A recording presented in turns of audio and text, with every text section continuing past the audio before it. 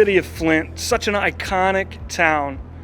It was once the center for automobiles for the United States, and over the years it came to ruin. And as people with wealth began to move out to the suburbs, they enjoyed a life of decadence in their homes. They enjoyed their pools in the backyard. They enjoyed all of the fancy restaurants and things. But in the past decade, beginning really at the turn of the 21st century, there was a campaign to reinvest in the city of Flint, which once stood as a hub for commerce in this area. The investment became with the Downtown Development Authority as they began to promote buildings and renting new buildings to new tenants. Coffee shops and restaurants came in. New banks and the farmers market. Murals and paintings and all of the cultural things came back to the city. People in their wealth and in their prominence decided that it was time to reinvest in what once was an awesome city. The city of Flint is not unlike the city of Jerusalem. In the same way, we read a story about the people of Jerusalem, the people of Judah, when they came back from exile from Persia. They fixed up the city. They were living in decadent homes. They were living in all of the luxury, but they had misplaced priorities. You see, their misplaced priority was the fact that they weren't worshiping in the temple. They were eating fancy food and living in their paneled houses, which was a nice way to cover up the rough wood and stone of their uneven homes. The paneling provided a set of luxury for those people. But in their luxury, they forgot about the most important thing, worshiping God. Today we want to talk about Haggai and the story of Jerusalem and this prophet and how he spoke into the people's lives. Let's take a look this morning. If you've not had a chance to read Haggai, let's pause the video, read the book yourself, and begin in your group understanding all about this minor prophet's story. Beginning in Haggai 1 and verse 2, we read about the people's misplaced priorities. We read about God who challenged them through the prophet Haggai. Let's begin reading in verse 2. Thus says the Lord of hosts, these people say the time has not yet come to rebuild the house of the Lord. Then the word of the Lord came by the hand of Haggai the prophet. Is it a time for you yourselves to dwell in your paneled houses? Well, this house lies in ruins. Now therefore, says the Lord of hosts, consider your ways. You have sown much and harvested little. You eat, but you never have enough. You drink, but you never have your fill. You clothe yourselves, but no one is warm. And he who earns wages does so to put them into a bag with holes. You can hear the irony in this couple of verses. You can hear the anguish of God's voice in these few verses as he challenges the people of Judah. He calls them these people in verse 2. And we know that pronouns are significant. We do this with our children, right? One of your children makes a mess all over the house and you talk to your husband or wife and say, your child did this. But notice here, God doesn't call them my people, even though they are his people. He calls them these people. He's distancing himself from them. And there's a reason for that, because he's mad at them. He's angry at them for their failure to worship and focus on what is the most important thing. Later on, he mentions in verse 5 and verse 6 that they're content living in their panel houses. They're content sitting on their couches and watching television as the world turns. They're content eating their luscious food and drinking their expensive drinks. They're satisfied with all of the things that they purchase to put in their bags. But notice God's statement in verse 6. The irony in his statement, that they drink, but they don't fill themselves. They eat and they're not full. They buy things and put it in bags with holes in it. You see, their priorities were misplaced. You know, I think a lot of times for us, we do the same thing. Right? We live in a life of luxury. Whether it's a literal life of luxury in our home or in our workplace or in our vehicle.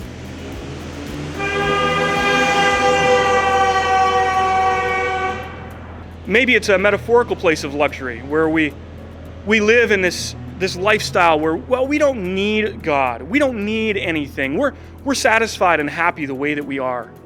Is that you? I know I'm guilty of that myself. And this is what God calls the people out because of their misplaced priorities. But the next thing that Haggai mentions, we find in Haggai chapter 1, verses 12 and 13, and that is this, that God encourages his people with his presence. You see, there's always hope for misplaced priorities. When we find ourselves focusing on things that don't matter, it's amazing that we have a gracious and merciful and loving God who calls us back to. He calls us back to himself. Much like the city of Flint called people back, people with money back to reinvest in the city, God calls people back to worship him. He gives them a second chance. Are you glad today that you have a second chance? That God reminds you of your misplaced priorities and he calls you back to himself. Let's read the words of Haggai in Haggai 1, 12 and 13. Then Zerubbabel the son of Shealtiel and Joshua the son of Jehozadak the high priest, with all the remnant of the people, they obeyed the voice of the Lord their God and the words of Haggai the prophet, as the Lord their God had sent him. And they feared the Lord. Then Haggai, the messenger of the Lord, spoke to the people with the Lord's message, I am with you, declares the Lord. It's such a powerful statement to read Haggai's words that Zerubbabel, the one who came and helped rebuild the temple, and Jehozadak, the high priest, came back and they called the people, and the people responded in obedience. Notice what it says in verse 12, that they obeyed the voice of the Lord their God, and the people feared the Lord. And then in verse 13, God promised that I am with you always. It's so important for us to realize that when we have misplaced priorities, God calls us back to himself, and he draws us back to himself. He doesn't forget us and leave us by the wayside, because he is a gracious and loving and merciful God. And when he calls us back, it's our responsibility then to obey him, knowing that he is the one worthy of worship and the one worthy of ultimate obedience. God promised the people that he would be with them in all things. Such a great reminder this morning of what God is doing in the world today. And even though the world may seem difficult and dark and frustrating, we know that God has promised that he will be with his people. No matter what circumstances they face, he will be with them. But he's asking for obedience and trust. Now, this isn't salvation, okay? And I want to highlight this point briefly. We know in Ephesians 2, 8, and 9, Paul writes that we aren't saved by good works. We're saved by grace through faith. But in verse 10, we are created for good works. We are created to glorify and bring honor to God through our obedience, through our words, through our actions, through our thoughts. God is asking for all of us, and in the turn, he promises to be with us. It's a great truth that we can take with us to the bank. It's like a promissory note. We can take it with us wherever we go, and we know that that bank will be good to cash in that money. Which brings us to our final point. Haggai 2, 6 through 9, God promises his people greater glory is yet to come. And we know this is true, that God promises something greater, even than a rebuilt city, even than a resurgence of people into a town. God promises something so much greater, it's unfathomable. You see, the people were asked to worship God, and they were asked to rebuild the temple, and that was what Zerubbabel came to do. Ezra instituted temple worship, and Nehemiah came back and built the city walls to re-protect and redefine the boundaries of Jerusalem. But here in our story, we see that the people were tasked with rebuilding the temple so that they could worship the true God. But the promise wasn't that the temple would be the permanent place, because God promised something much greater than that. Let's read together, starting in Haggai 2, verse 6.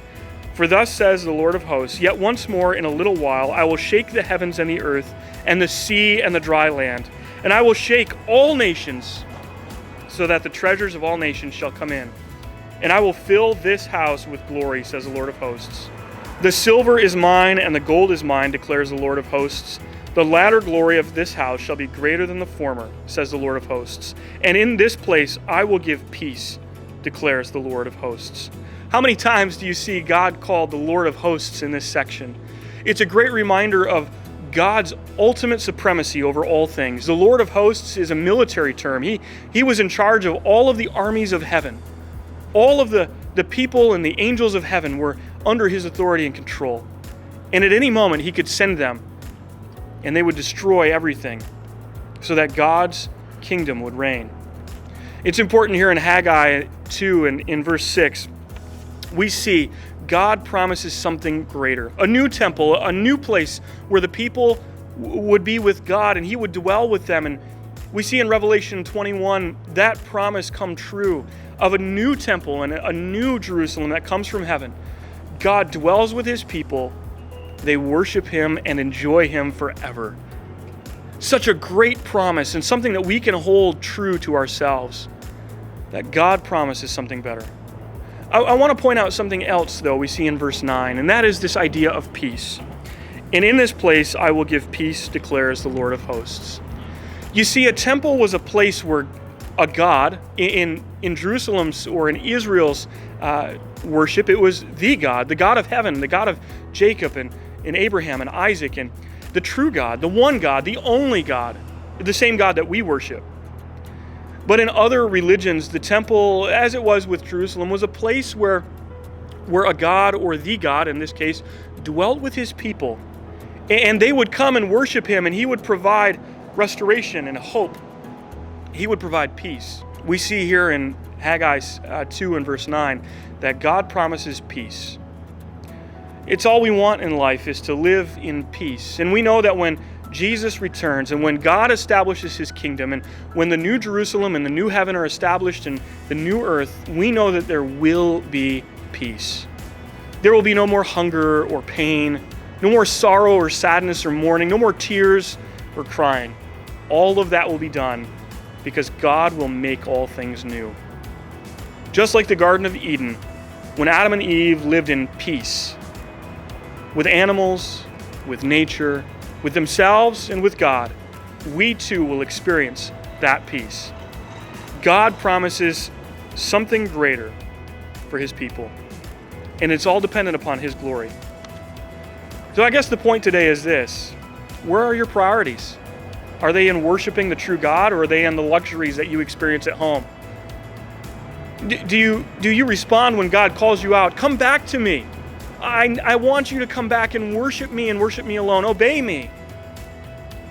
Be my people, because I want to be your God. And then do you live with the knowledge that God will one day restore and provide peace in this world and in your life? We don't know when that time will come, but we know it could happen at any time. I would encourage you today, check your life, check your priorities, talk in your group, come to a conclusion. Don't hide, right? Unmask yourself, unveil yourself. Live in the truth of who you are, knowing that God has made you for something greater.